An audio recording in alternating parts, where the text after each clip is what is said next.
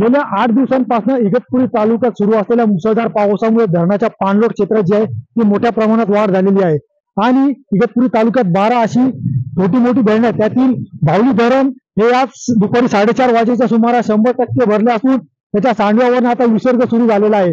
भावली धरणाचा या सांडव्यावरून होणाऱ्या विसर्गाचे हे पाणी आहे ते नांदूर मध्यमेश्वर जो प्रकल्प आहे त्या अंतर्गत ते आहे दारणा नदीच्या पाणलोट क्षेत्राच्या सोडण्याच्या दुकानामध्ये पाणी जायकवाडीला पुरवलं जाते आणि या जायकवाडीच्या पाण्यावर पूर्ण मराठवाड्याची ताण जी आहे ती भागवली जाते आणि या भावली धरणाच्या पाण्यावर इगतपुरी आणि आजूबाजूचा परिसर देखील जो आहे तो पूर्णपणे या भावली धरणाच्या पाण्यावर अवलंबून आहे.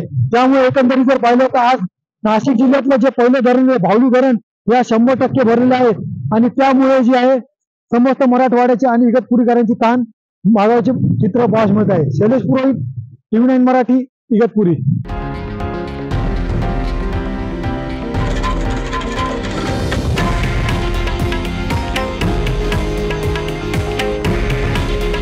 हे आहे देशातील नंबर 1 न्यूज नेटवर्क आणि आपण पाहत आहात TV9 मराठी.